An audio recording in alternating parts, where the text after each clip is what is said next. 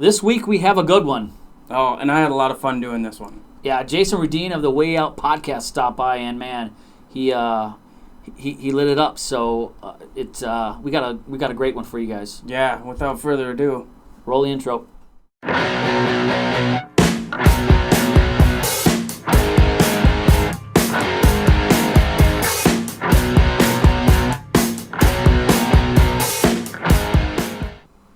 Hello, everybody. I'm Dwayne. And I'm Tom. And this is Our Recovery Life. Well, today we have a great and amazing guest. Yes. I'm super amazing. We've been waiting on this one for a while. This is Jason. He's from the Way Out podcast. Correct. And how can we find the Way Out podcast? You can find us on any social media networks, The Way Out Podcast, and we're on most podcast platforms, So Google Play, Spotify, iTunes, all of the main platforms have it. So not real hard to find. It's on Pandora. It's on all sorts of shit. So Alexa. Yeah. Hey Google.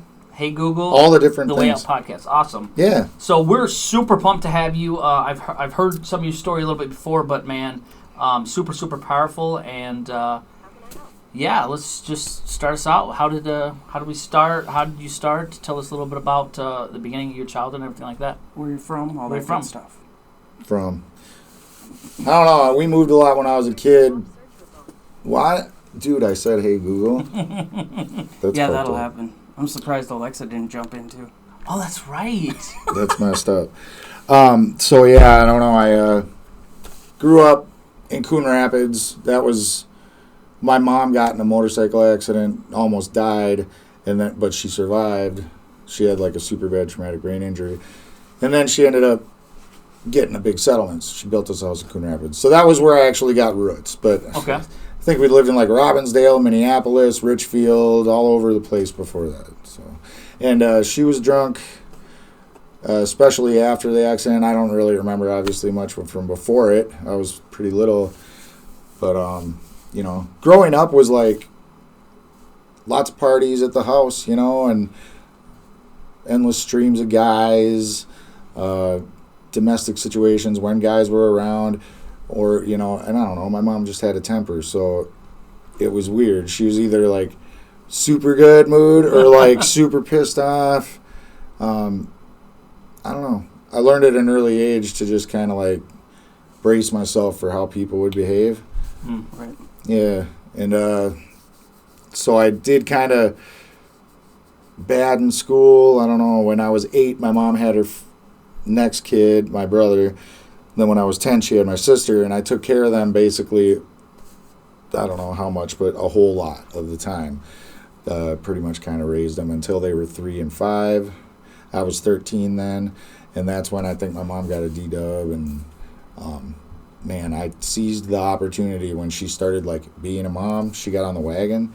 It was on, I was running away, sneaking out.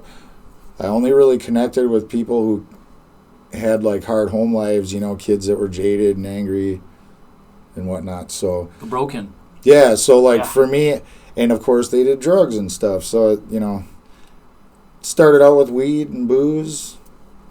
That was like the shit, but it didn't take long before other stuff came around, and of course I loved that too. And then I figured out that you could make fast money, so I started hustling when I was like 15. Yeah, I think by the time I was 16 I was selling like weed, coke, crank, and probably like some pills or whatever. Then I think about a year later I got this hookup for this liquid acid, and I was selling that shit for a couple of years, just like super good acid, like best around, and yep, I was tripping all the time. I was getting other people, always playing Candyman, I don't know. Right. I guess to me, I didn't know the value of a dollar, and I didn't, so it was just really like, I was very frivolous with the shit. I was playing Candyman. I liked the attention. I liked being the party guy, and the life of the party and shit. But I don't know, man. I mean, I'm not going to sit here and say I didn't have fun.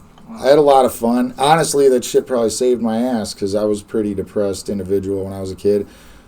Because when I was younger, I got molested by my cousin, and that was a repeated event, and it really like resurfaced for me around that time. I was like almost 13, I think, when that happened. So I was going through a lot of really like hard, confusing shit before Mom got in trouble. Okay. And I mean, who knows that because I finally asked her.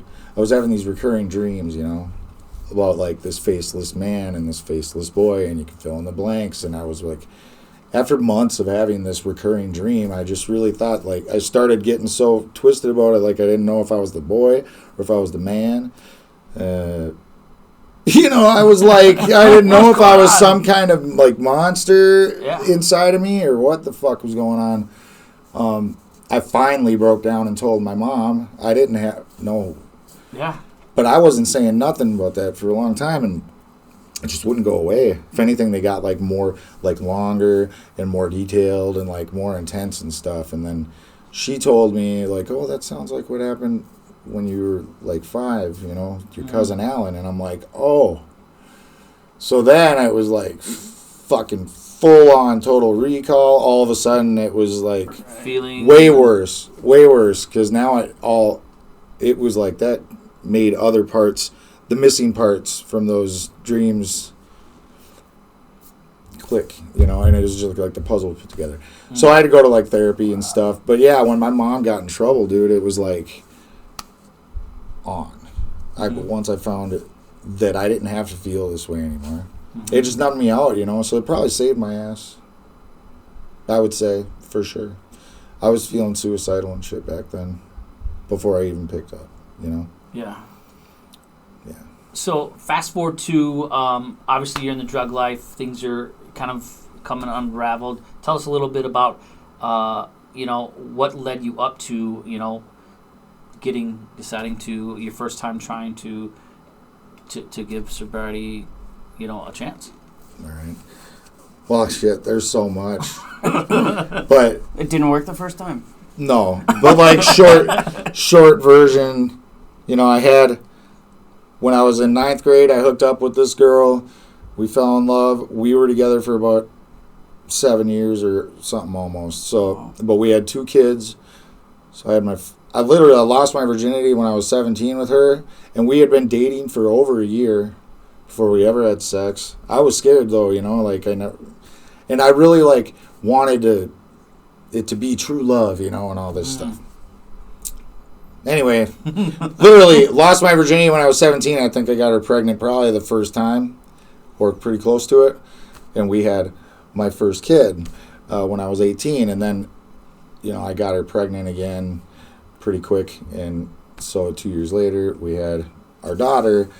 But, dude, that relationship was really tough. I mean, it was really, like, revolved around partying for a long time. And then I think when it started to change, the circumstances were changing. We didn't really change.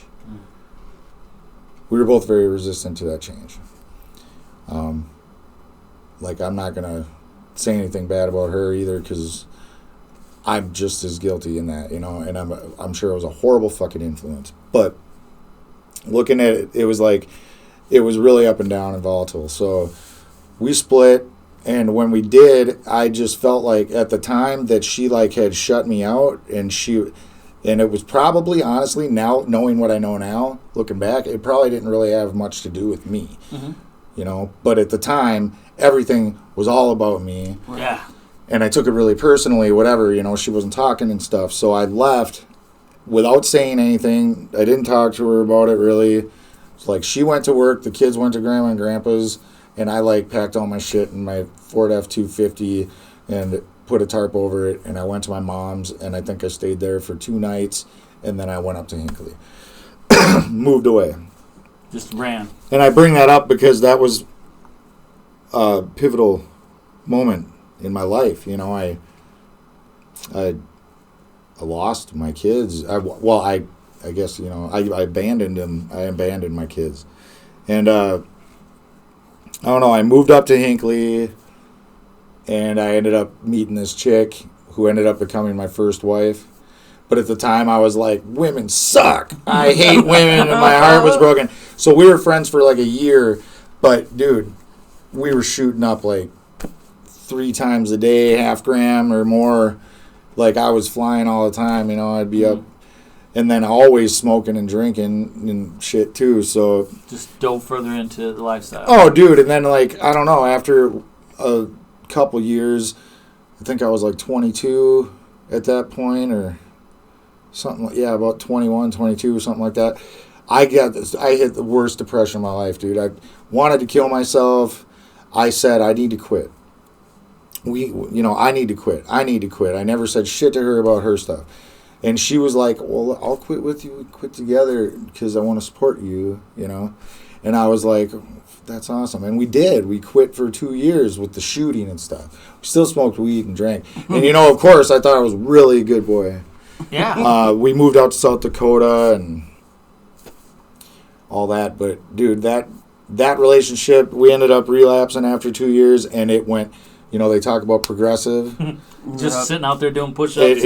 It's like, you start right where you left off, and it continues on that trajectory. And that's what happened, and shit got out of hand real fast. Our relationship was absolute hell for the last 3 years of it, or 2 years of it, or something like that, and we ended up getting divorced. I thought, making that choice, that I would be able to stop my shenanigans, and really it didn't. All I did was like turn into a man whore, and I just, like, my using progressed. I didn't have anybody around anymore, you know. I lived with my friends, but I rented out the basement, and I had no accountability at all or anybody around unless I wanted people around. So I ended up getting really depressed, moving, got my own place. I was running a restaurant at the time, so of course I had all this false pride. Ego was always a big thing for me. You know, every once in a while I'd reach out to my first 2 kids' mom, and I'd try to, like, get back in their lives, and every time I would start it out all positive and nice, and I'd be telling her about all the great things I'm accomplishing and achieving and how good I'm doing. And she would, ultimately, it would turn into, like, she'd bring up some old shit. It would turn into a fight. I would start pointing the finger and trying to, basically, I probably made her feel this big. And then, you know, every time it would be all this righteous indignation, this justifiable anger coming out of me. And really all it is defense mechanism, so I don't have to look at my own shit. Yep. And then as soon as we're off the phone, dude, I just go into this super pit of despair. Right. I'm lighting candles and incense, and I'm crying for hours and hours, and hating my fucking life. Mm-hmm. And feeling like an absolute piece of shit. But why is it that we can't say, you know, that I'm hurting inside, or that you hurt me, or... I don't even know what those words were. You know, we can never get to the feeling behind the feeling, especially in active use. It's like, it's so much easier to just have anger come out, and then you're left to try to process it on your own, but nothing gets done that way. You don't get through any of the hard emotions or do any of the work that it takes to, like, move on with anything in your life. Yeah. So anyway, like, I was, like, living in this apartment by myself. I had a slew of different roommates in that time, and every one of them fucked me over on the money they owed me, and I was spending all my money, you know, and then I just had this epiphany, and I needed treatment, right? And I was like, I need it, and I think my last hurrah that time was, like, with all this fluff, and I was, like, in a psychosis, tripping out in my apartment with, like, the doors locked and lights out, watching porn, like, all day on mute or really, really low, you know, whatever. Sometimes you want to hear it. No, just kidding. But, dude, I was like, I don't know. And I had this tape, man. One time my mom brought my kids up to me in Hinckley. One time. And I swore to myself that time I would not be high. And I was fucked up, and this video is really short, but it's like of me with my son, and I'm holding him, and I'm walking him around the property, and I'm introducing him to my pit bull, and I'm showing him around this old junky farm, you know, like hoarder place, and it was where we party, you know, my mom's friend's place. And then part of it, my daughter, I'm trying to push her in this swing. She was a year old at the time, and she's crying and crying. And man, I would sit there, dude, at this time, and I would like sit in my room and I would watch this fucking tape. Just beat yourself up with it, huh? Oh, dude. I can relate. Yeah. It was so bad. Yeah. It was so bad. I tried to kill myself, and then I decided I didn't need treatment. And then I decided I needed it again, and I had contacted a buddy of mine. He'd been to like 13 treatments, and he told me, like, you call this dude. I think his name was, he was like, called Darwin, I think was his name, at, Chisago Health and Human Services. And I'm like, all right. And this dude was cool as hell, man. He gave me a Rule 25 and got me into Delwood. But, I tried really hard to learn all the things I could in treatment. I did good. And then I started getting stressed out. I thought I was going to lose my apartment. I needed to get a job. So I advocated so well for myself to get released at 21 days instead of 28 just to go home. I never got into the program. I ditched the people, places, and things like they told me to, but I didn't find any substitutions. I didn't replace any of that stuff. I remember sitting there with my notebook out, looking at phone numbers and shit, wondering how they're doing, and just bored, lonely, depressed, sober, great, looking for work every day, can't find a fucking job. For like 3 months it took me to find a job. So it wasn't long, dude, before I was back at the bar. Then I was smoking weed. Then it was okay to like snort some perks, and on it goes.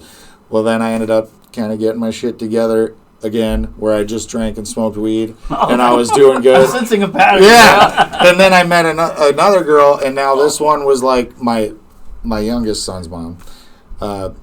She was like everything I never was. She's like, honor roll. She's a criminal justice major. She wants to like help people and work in the criminal justice system, and I always ran from people that worked for the criminal justice system. So I'm like this chick. And then I end up knocking her up, and at this time I'm feeling really convicted, and I'm like, something in me told me like she was everything I ever wanted, or everything I ever wanted to be. I don't know what it was, but I wanted to marry this girl. And since we had a baby on the way, I felt like it was the only decent thing to do, so I like asked her to marry me, and we got married.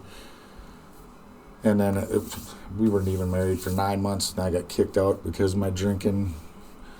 I was in a pool league, and I was in a bowling league. Yeah. So 2 nights a week it was on like Donkey Kong. Right. And then I would get so fucked up sometimes at the bar, and she would always like have a few and get tired, and then she'd want to go home. That's weird when people like. And I would still have half a pitcher left. I was the guy that walked around without a glass. I just drank out of the pitcher at the bar or whatever. So I always had it planned. Like I could tell when she was starting to get sleepy, I would order a pitcher.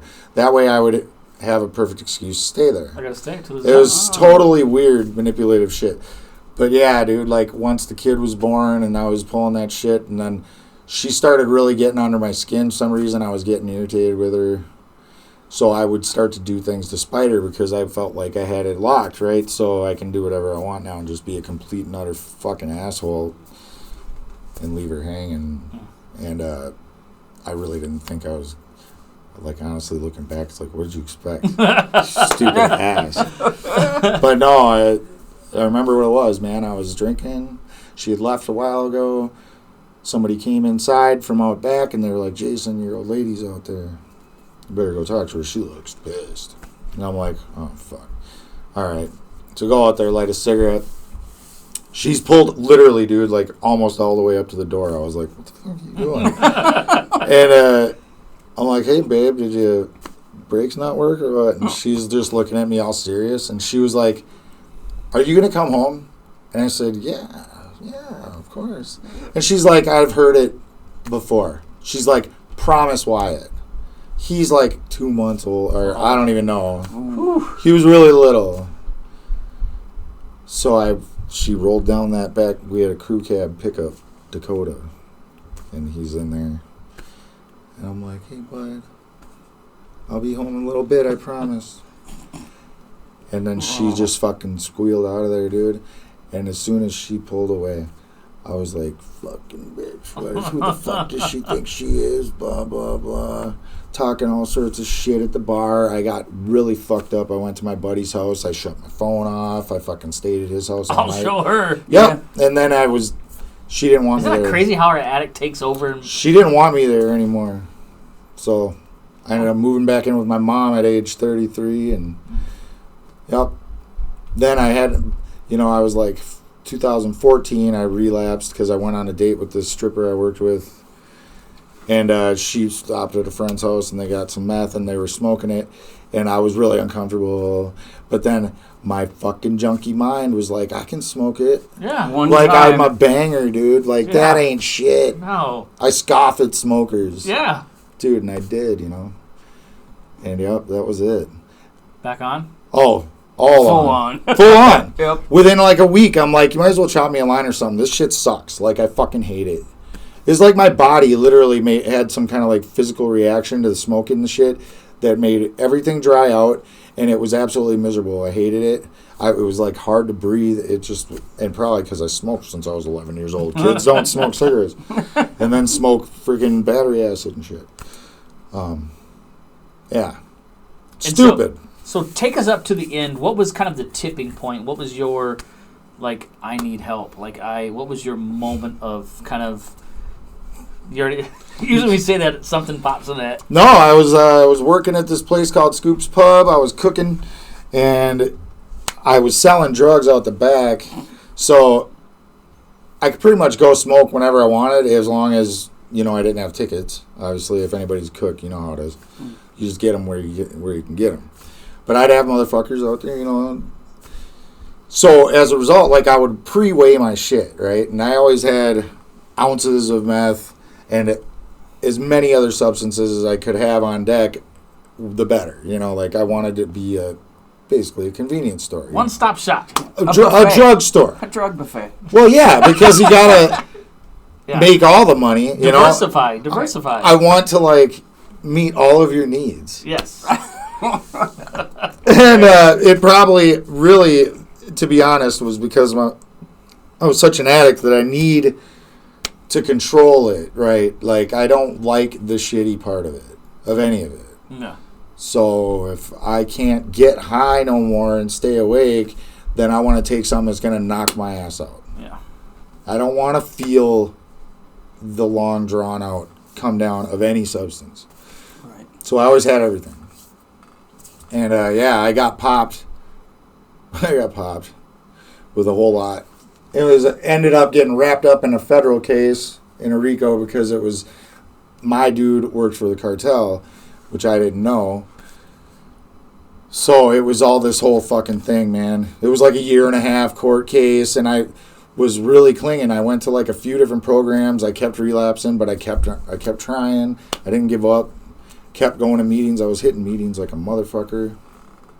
And it really worked, like after a while, it just took time of not giving up, it's that to keep coming back or whatever they say, is so true. It's like, it is. Eventually, or what is the other one? Don't leave 5 minutes before the miracle happens. Right. Just crazy. So, I don't know, I went through a few programs, and like one of them I had to tell my counselor because it was an IOP. That was my phase 2, the first run. So I went to New Beginnings Inpatient, then I went to IOP at Unity.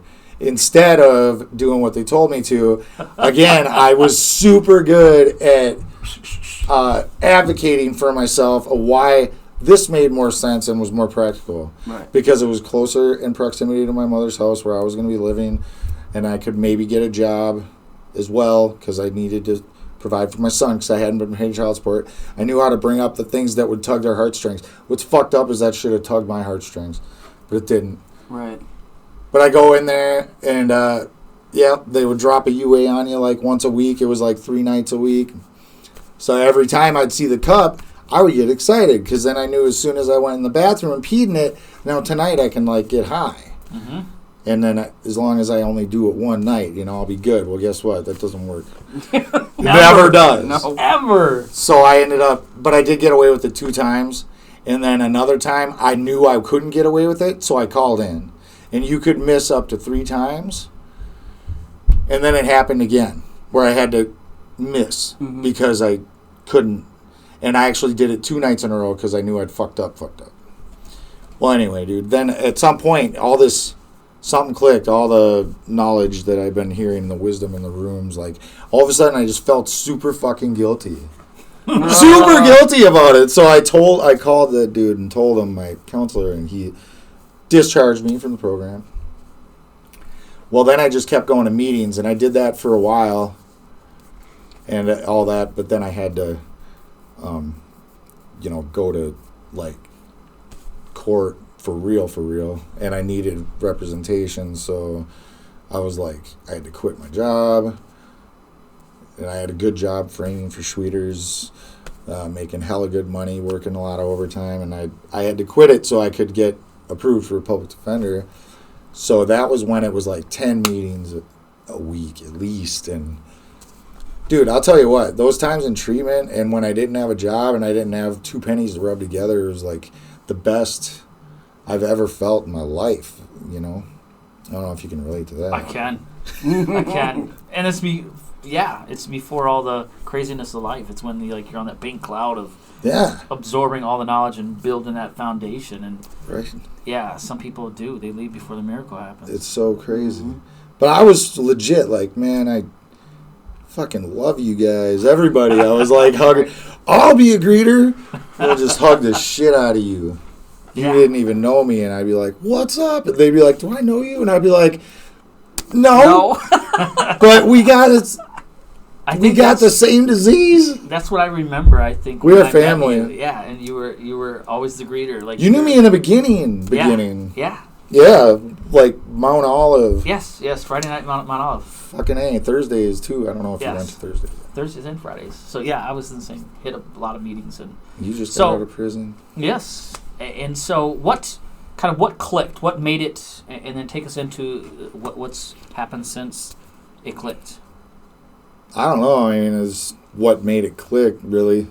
It was like and I've told the story so many times, I feel, and it's kind of long, but if you look into me, you'll find I've told my story on lots of stuff, and I go, this is kind of a pivotal point of it, but it was basically like this meth-induced psychosis a few months after my arrest, after I had used up every resource I had, I called in all the credit I had on the street.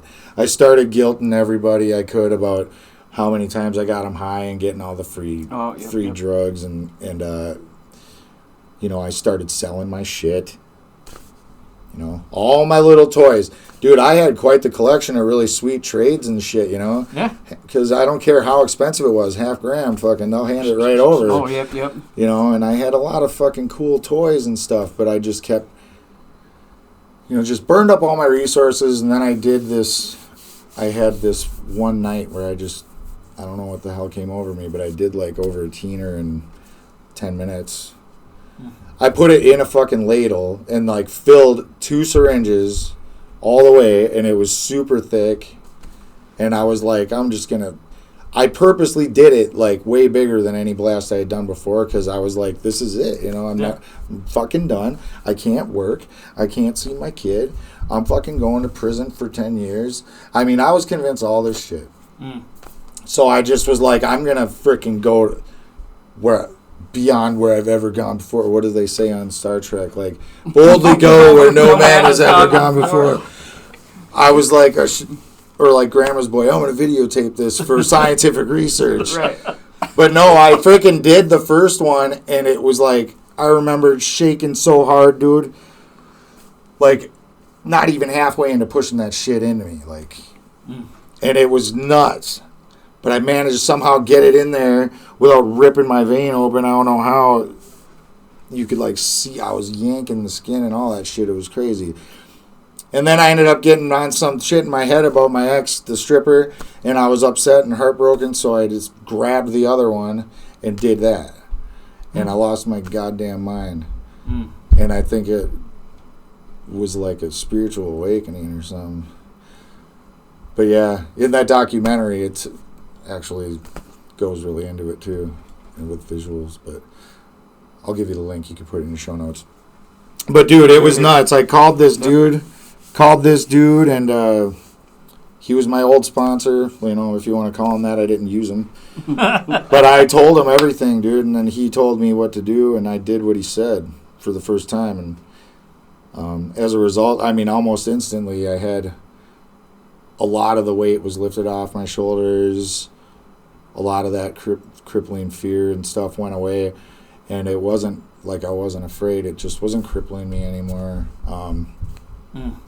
And then I really dove into the work part of it. You know, I worked the steps, and you know, my sponsor ended up leaving me because his dad was sick, terminally ill, and I kind of coasted, just going to a lot of meetings for a few months, and then I stayed. It was at the front of my mind, like I needed to make this a priority, right? Because I hadn't finished the steps with him. And then I got hooked up with my current sponsor. But here was the thing. It was like I was still having a beer at night, like for before bed, maybe half a beer. To me, it didn't count. I was reading the literature. I was taking notes, highlighter. And I was going to hella meetings. I was chairing a couple meetings. I was serious about this thing. But just wouldn't give up this one thing. I didn't even think it was an issue. But Mike, my sponsor, told me it was. He called me out on it when some things were going on with my kids' mom at the time, and I was mad. And I went to this meeting, and I'm talking about how I almost got 6 months clean. And him and his sponsor outside smoking after were like, by whose count? You be having your sneaky beers at night. Blah, blah, blah. And then they're talking about the old, you know, sneaky like beers. Yeah, and then they're all talking, and I'm like, shut the fuck up. I'm like, I ain't lying to anybody. And they're like, you ain't telling nobody either. And I was like, I fucking told Mike. And he's like, and that's why I'm calling you on it. And I'm like, all right. But I played it off like it was cool. They're telling me about, you know, like this is like, you know, you can't just dip your toe in the water, bro. You're either all in or you're all out, you know? No reservations. And I'm like, ain't a fucking reservation. I ain't even getting buzzed. But I didn't say any of that. I was just like, cool. 2-3 weeks, I was in my head about that whole deal, man. And it pissed me off, really. So ultimately decided I'm going to make it worth it. My birthday, I'm going to go to my friend's house. And we're going to throw down. And then... Well, it was like, because I was already getting punished for something that I did when I didn't think I did anything. That's so fucked up, right? Yeah. I know. But, no, I went.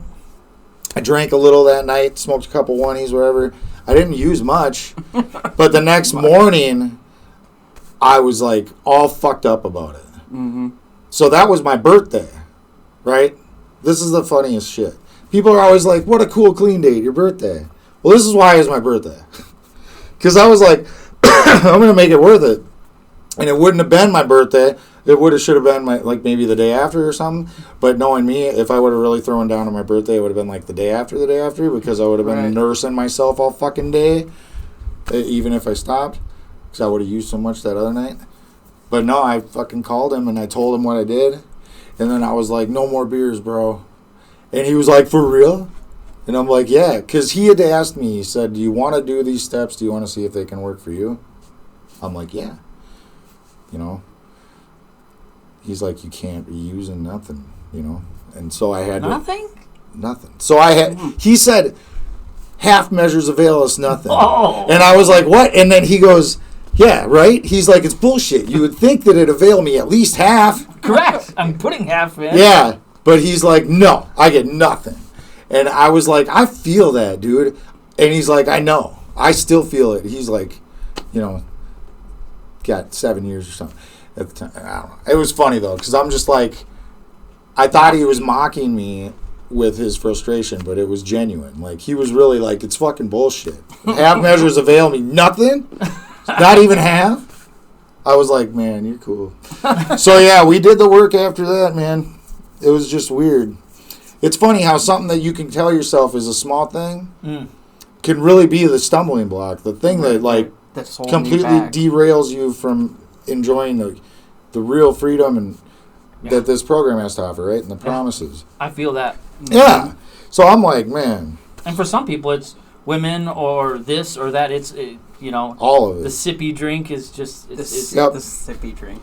it's. Well, like, let's not even go there because you're talking about all the other things. It's like more will be revealed, and as time goes on, now things are on my radar that, like those kinds of things where they were never even on my fucking radar before. Correct. Right. So I'm always like, I have stuff I gotta like work on. Like this shit it's work. It's a lifestyle choice. I mean, 100% for sure. It's good though, and it's worth the squeeze. Mm-hmm. It is. I love it.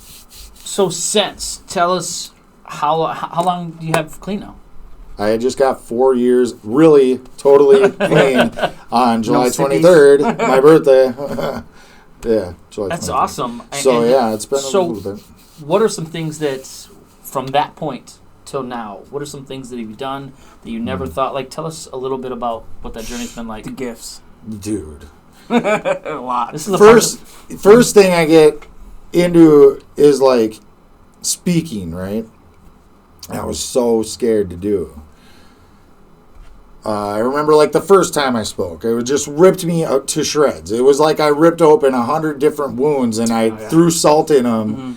Like, I did not feel good leaving that. How's this good for me? But that was before I worked the steps, too. Mm-hmm. But, dude, after doing the work, it's game-changing. Like, you'll be, like, literally beside yourself. Like, how could I talk about that stuff in such vivid detail, so openly, so vulnerably, and not, like, lose my shit? I would, like, literally have a mental breakdown before if I started talking about any of even a lot of the shit that I told you guys on this right now. Especially when it had to do with my kids. Right. And it, like, my kids were the biggest thing that, like, my biggest victim mentality thing and, like, my biggest, like, suicidal tendency kind of, like, driver was the fact that I was missing out on their lives, But, dude, I was like, I do the work. Now I'm speaking. I'm getting out there. I'm going to all these different weird places. Like, I was hitting up as many different, like, treatment centers as I could. I never really have stuck with, like, a one place and been, like, a regular at. Mm-hmm. I've been back to a couple, like, 2 or 3 times, but, like, I just always would move around. And, like, my whole idea from the beginning was, like, networking. I want to build a network. Mm-hmm. And then as a result of that, dude, I end up getting plugged in with, Christopher Lee Falk. And he got me into the recovery coach thing. And I did this recovery coach academy. And it was like, I still was not at the level of, like, self-forgiveness or self-love or any of that shit. And this was like a super deep, powerful week. It was just so emotionally draining to go through that week of classes. And we were talking about this before. Right. It's like, it's so cool. And you do this class and it, like, tears you up. You're like, you're laughing, you're crying, you're getting angry. All these things come out of you in that. And I don't care who you are. You do recovery training and you will be like, damn. And it's designed that way, because it's all the taboo and the touchy shit, stuff that we need to, like, learn about so we can be more sensitive to and like accepting of the fact that there's so many situations out there and we don't know what any individual is going through. So I learn all that, and then I end up meeting, Charles through my friend Tracy, who did his podcast. I met her speaking at a treatment center, so all this is interconnected, Because I started speaking, I met Tracy. Tracy's like, this thing just dropped, like, 2 days ago. And it's her telling her story on the Way Out podcast. And at the end of it, he's like, if you want to share your story, then email us at share@wayoutcast.com. I'll put that up for you. Yeah. And that was a good one. No, and I just felt convicted to do it. So I emailed him. 2 weeks later, I'm sitting in his basement. And I think that was actually before I even... I think that was right around the time that I had to make the decision to let go of my reservation and shit. Because I think it was like 6 months clean. Or maybe it was when I had my 6 months really clean. I don't know. Feels like it was before that, but whatever. this is all bleeding together. But yeah, that was the first podcast I ever did, and then I ended up meeting Omar from the Share podcast, did his show. Maria Powell, who does Kill Your Addiction, I did hers like 4 times. And I was still speaking, still chairing meetings, sponsoring some guys. I just got a job around that time, and I ended up getting hooked up with these guys who brought me to church, at treatment too, that was insane. I mean, finding God is one of the biggest gifts, and I don't know, man. Then you find Christ in my life, and now I'm like leveled up again, and I started doing all these Bible studies, and I started doing different ministry stuff. I got trained to become a Stephen minister, so I've been a Stephen minister for like a year, which is really a lot like sponsoring guys in the program. It's like you talk to them one time and they run away and they won't answer you no more and shit. Well, I think it's different for the ladies. Maybe they're more open to like getting help, or whatever. But yeah, there ain't no shame, dudes. We need help. We need help. For sure. But yeah, it's ministry podcast. And I ended up getting to be a co-host of The Way Out a year and a half after that or something like that. And that shit's been awesome. Like, it's been 2 years or something I've been doing that with him. At first... was interesting how you got on there, because I heard you talking about that on another podcast, how you just made a comment and all of a sudden now you're on the show.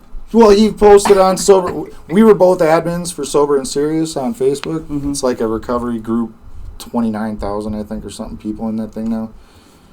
And he does he just posts like, I'm looking for 1, possibly 2 super kick-ass people to co-host the show. And all I said was, say what? Right. That was my comment. And he private messaged me and said, you want to help me take this thing to the next level? And I was like, what? Double take it. And of course, first thought wrong, my brain's telling me all the reasons why I shouldn't. Yeah. So then, and this is why I always say, like, going to meetings, doing the step work, this is like training, right? Like, you notice you feel uncomfortable, your skin's crawling, now you're like, dude, I'm going to fucking do it. I'm going to do it. So I did it. I just said, hell yeah. Even though I was scared as shit. And, I just look at it like this, man. It's just like this.